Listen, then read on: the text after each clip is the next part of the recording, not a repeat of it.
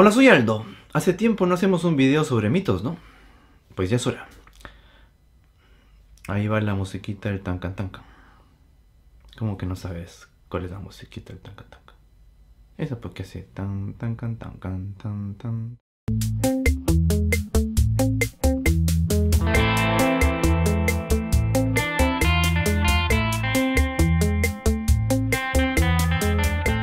A lo largo de los años, desde el descubrimiento de la energía nuclear, de las bombas atómicas y los accidentes nucleares, el miedo por la energía nuclear ha estado siempre presente. Antes del internet era muy fácil sentirse asustado porque era muy difícil encontrar información rigurosa al respecto. Ahora, si bien tenemos el internet a nuestro alcance y bien podríamos fácilmente buscar las respuestas a nuestras preguntas, existe el peligro de la desinformación. Ya sea intencional o por ignorancia, la desinformación es uno de los grandes males que tenemos actualmente. Para ayudar a luchar contra esto es que tenemos esta sección de mitos, y esta vez toca mitos nucleares. ¿Listos? Agárrense porque esto va a estar muy bueno. Hay un mito que dice que las plantas nucleares son muy peligrosas porque en cualquier momento pueden estallar, o podrían estallar. No, las plantas nucleares utilizan el calor que produce la fisión de uranio 235, el cual es un isótopo.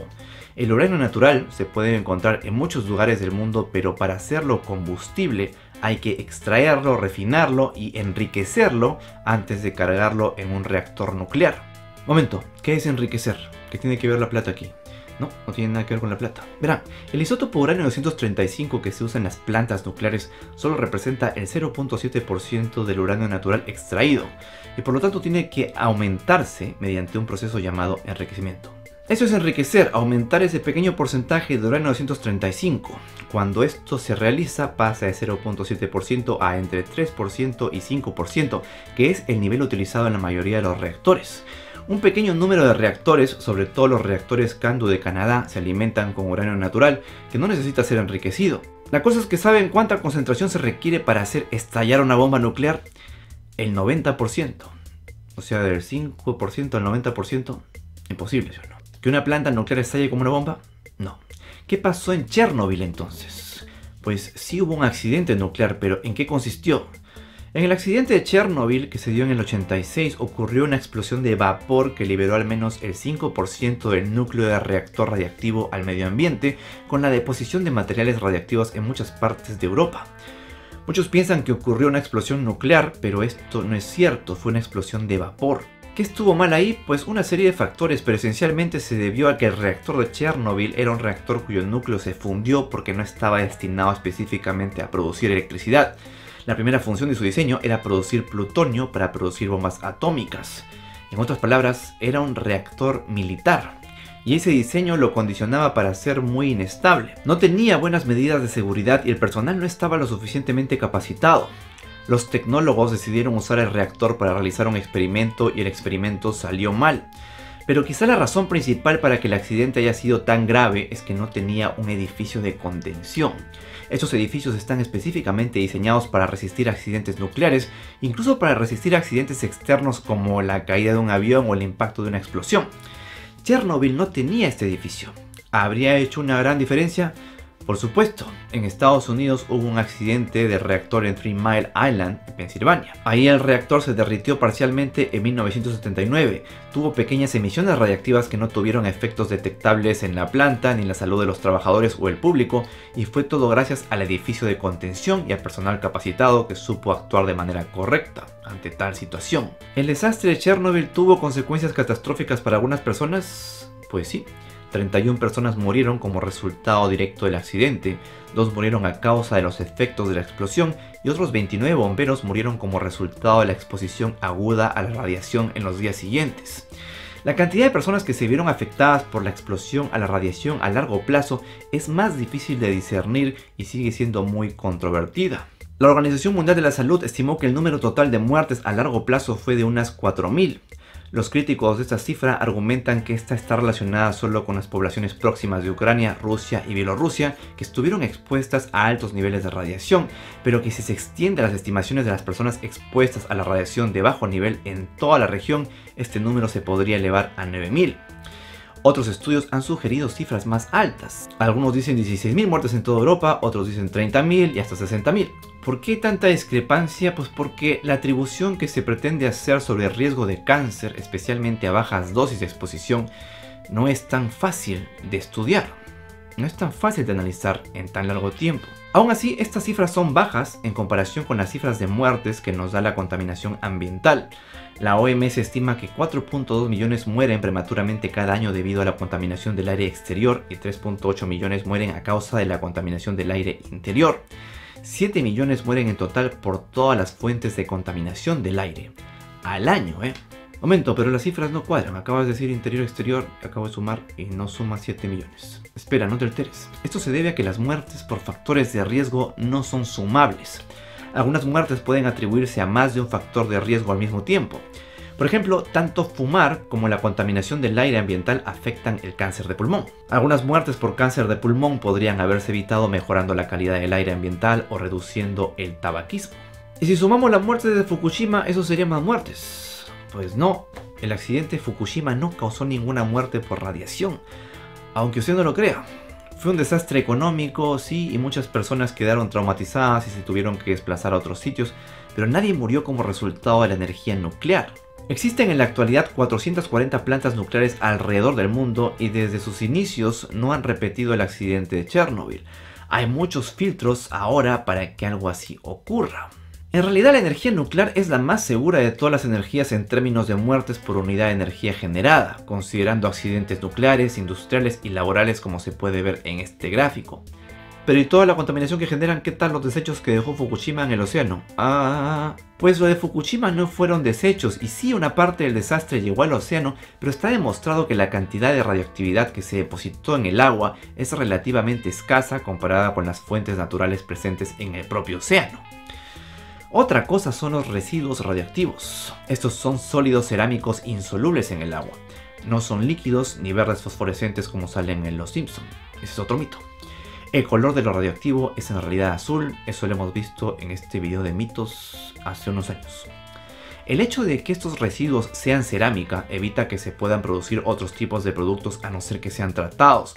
De manera que lo único que se tiene que hacer para protegernos de los residuos es estar blindados de ellos.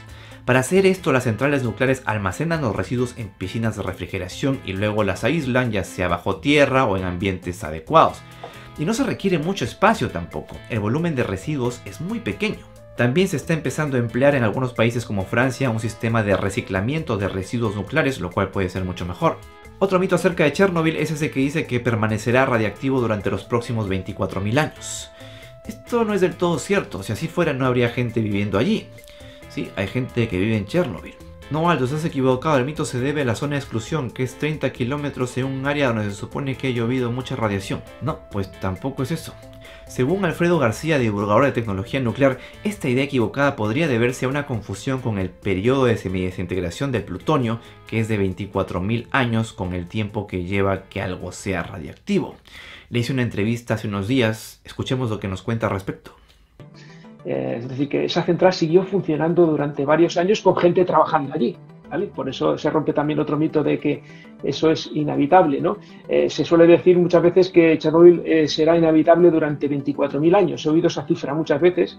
Normalmente la gente pone más años o menos en función del miedo que quieren dar o les da. Es decir, si quieres producir mucho miedo dices 1.000.000 de años y si quieres decir menos dices 2.000 años, ¿no? Pero la cifra de 24.000 años es muy típica, ¿no? Es porque la gente, creo, en mi opinión, que confunden el periodo de semidesintegración del plutonio, que son 24.000 años, con el tiempo que lleva a ser radiactivo, ¿no? Bueno, estamos rodeados de isótopos radiactivos y eso no significa que seamos inhabitables, ¿no?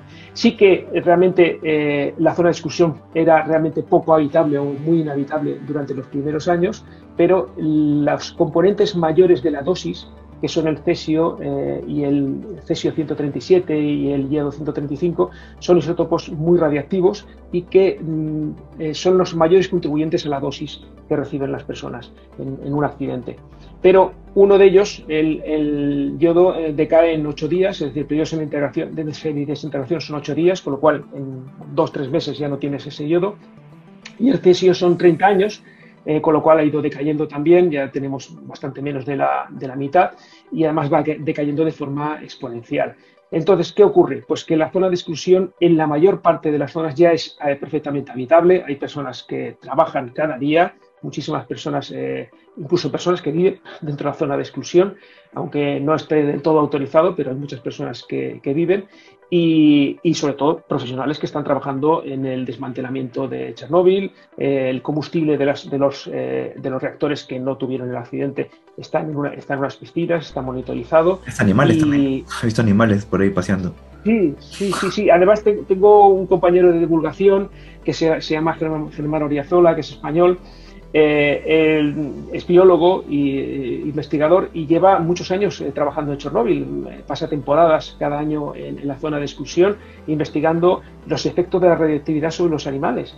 Y lo que se está sorprendiendo es que está viendo que la naturaleza ha resurgido, que realmente hay más animales que antes del accidente, y eso no es porque el accidente directamente haya beneficiado, sino porque como hay menos seres humanos, eso permite que haya más animales, hay alces, hay caballos, hay lobos, y aquello ha florecido simplemente porque, aunque la gente pensara que se habría convertido en un páramo, en un desierto, pues no, realmente la naturaleza tiene mecanismos para repararse.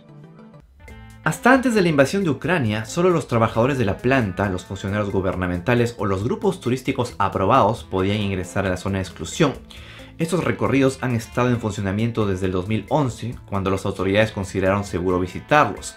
La Agencia Estatal para la Gestión de Zonas de Exclusión del país estableció una serie de rutas para que los turistas puedan visitar la región por tierra, agua o aire.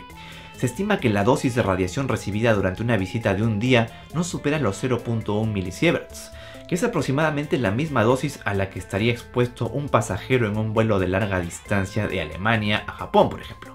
Algunos exámenes médicos pueden exponer a un paciente a dosis mucho más altas de radiación. La dosis de una radiografía pélvica, por ejemplo, oscila entre 0.3 y 0.7 microsieverts, mientras que una tomografía computarizada del tórax oscila entre 4 y 7. Entonces tengamos algo claro, la energía nuclear no es tan peligrosa como se la pinta y es la más segura de las energías limpias. Pero el temor está ahí y es muy difícil quitarle a la gente de la cabeza esta idea, sobre todo con tanta desinformación que abunda en las redes y tanta gente también que no le conviene que las energías limpias reemplacen a las tradicionales. Ok, entonces la energía nuclear es una excelente alternativa. ¿Todos los países deberían explotarla? No, no es para todos los países. ¿Por qué no? Que nos lo explique mejor Alfredo.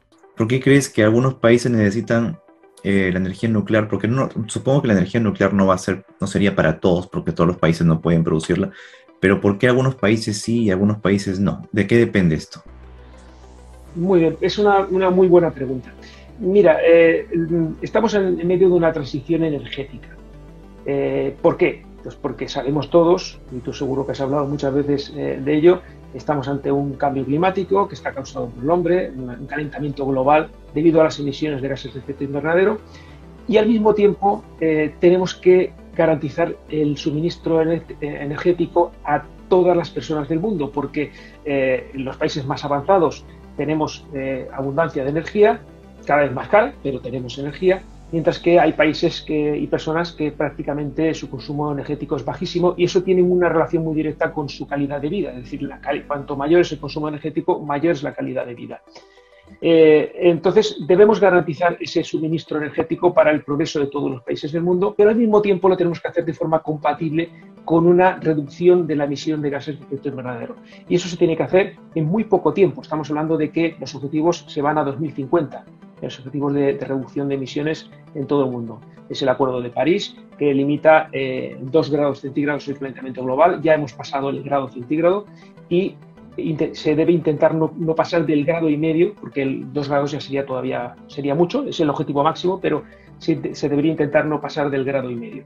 ¿Para eso qué tenemos que hacer? Pues muchas cosas. Esto no se trata de que haya una sola herramienta que sirva para mitigar el calentamiento global.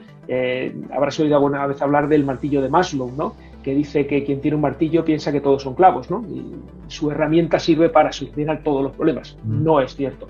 La energía nuclear no es la única solución para el calentamiento global. Existen otras muchas y ninguna de ellas tampoco es suficiente. Por ejemplo, la eficiencia energética. Debemos reducir al máximo posible el consumo energético para garantizar las funciones que necesitamos, pero no desperdiciar energía. Y eso lo hacemos en abundancia. Pero claro, no es una solución perfecta, porque claro, gente que no consume no le puedes decir que sea más eficiente. Lo que tienes que decir es que cuando consiga consumir sea más eficiente. Tenemos que apostar por la electrificación. Se tienen que electrificar todos los sectores posibles. No todos son posibles hoy en día, pero lógicamente los hogares, el transporte por carretera, por avión, por mar, deben electrificarse lo máximo posible. Parte de la industria, agricultura, se deben electrificar. ¿Por qué? Porque cuando estamos consumiendo electricidad, en el momento de consumirla no estamos emitiendo, lo cual eso es muy interesante. Hay otras tecnologías como la captura de dióxido de carbono, también muy interesante, pero está todavía un poco más en pañales. Pero ahora vamos al meollo de la cuestión. Esa electricidad, ¿cómo la generamos? La tenemos que generar con energías bajas en emisiones. De nada sirve tener un coche eléctrico si lo estamos cargando con una central de carbón que está quemando carbón constantemente, ¿no? Y entonces aquí es donde vamos ahora a las fuentes de la energía. ¿Qué tiene que hacer cada país? En mi opinión, mirar qué recursos naturales tiene. Vamos a ir a casos concretos. Noruega tiene abundancia de agua las 24 horas del día, 365 días al año y saltos de agua. Noruega no necesita energía eólica, prácticamente energía solar. Tampoco la necesita, pero tampoco está en una zona una latitud muy elevada, pero tiene agua suficiente y tampoco necesita centrales nucleares. Entonces es un país que puede funcionar con 100% renovables con energía hidroeléctrica. Su vecina Suecia, un consumo mucho mayor, una situación parecida, pero tiene menos cantidad de agua. ¿Qué hace? Pues que prácticamente el 40% de su electricidad viene de centrales nucleares. Y entonces Suecia tiene un 40% nuclear, un 40% hidráulica y el resto pues es una mezcla de cosas, ¿no? Un poco de eólica y un poco de gas. Y así cada país tiene que ir haciendo un balance de sus energías, de sus recursos naturales y ver cómo complementarlos con otras energías. En el caso de España concretamente, tenemos abundancia de sol, tenemos abundancia de viento, pero como te he dicho antes, son energías variables que necesitan un complemento. O una forma de almacenar. Si se está almacenando ya con presas reversibles, presas que tienen dos embalses y que podemos almacenar energía en forma de energía potencial, subiendo agua y gastando, por tanto, electricidad, energía eléctrica, para almacenar agua en el depósito de arriba. Y cuando nos interese, bajar el agua y turbinar, producir electricidad, es decir, es una especie de batería, un sistema de almacenamiento. En España se está utilizando, tiene cierta capacidad de ampliación, pero no demasiado grande porque España es un país cada vez más seco, precisamente también por el cambio climático, se produce mucha evaporación y no puede ser la única alternativa, es un elemento más. Se está hablando de baterías, las baterías tienen muchas limitaciones, son muy caras, sobre todo digamos, para una gran red eléctrica, es decir, no existen baterías gigantescas que puedan sustituir a una central nuclear todavía. Y además tienen una importante componente de minería, es decir, que necesitas una extracción de mineral muy masiva. También son necesarias, también son útiles y también las vamos a necesitar. Pero luego viene cómo complementamos esa variabilidad de renovables con la tecnología que tenemos hoy en día. Y eso hoy en día solo se puede hacer con gas natural y con energía nuclear. ¿Qué estamos viendo en todo el mundo y estamos viendo especialmente en Europa y últimamente más todavía con la situación de la guerra de Ucrania? Pues que el gas proviene en el norte de Europa esencialmente de Rusia, también un poco de Noruega, pero esencialmente de Rusia, y ya sabemos lo que está haciendo Rusia con el gas, es decir, jugando geopolíticamente con el gas, y en el sur de Europa, en especial en España, en Italia, proviene de Argelia, que también está jugando con los precios, lógicamente, porque es su interés. Y además estamos hablando de que está aumentando el precio de la electricidad, el precio del gas y al mismo tiempo aumentando las emisiones, porque si estamos quemando cada vez más gas, el gas al quemarse produce dióxido de carbono y además se producen fugas en todo el proceso. No olvidemos que el gas natural es esencialmente metano y el metano es un gas de efecto invernadero mucho más potente que el dióxido de carbono. Es decir, que cuando se producen fugas estamos aumentando también el efecto invernadero. Por lo tanto, creo que la solución es muy clara, es seguir apostando por las renovables, seguir trabajando en el almacenamiento y seguir garantizando el suministro. Y para eso es necesario en muchos países del mundo y cada vez más, y se está viendo, la energía nuclear. La mayor parte del mundo civilizado avanzado está trabajando por la energía nuclear para ampliarla, y los países que quieren llegar a nuestro nivel de vida también lo están haciendo. Es decir, varios países de África ya están, Sudáfrica tiene centrales nucleares, pero varios países como Kenia, por ejemplo, está apostando ya por la energía nuclear. Y con esa idea los dejo. El video completo de la entrevista está en el canal Robotitus por si desean saber más. Estoy dejando el enlace en la descripción. ¿Quieren saber si el vapor de agua producido por las centrales nucleares es de preocupación o si hay proyectos nucleares en América Latina? Por ahí están las respuestas. Vayan a verlo, súper recomendado.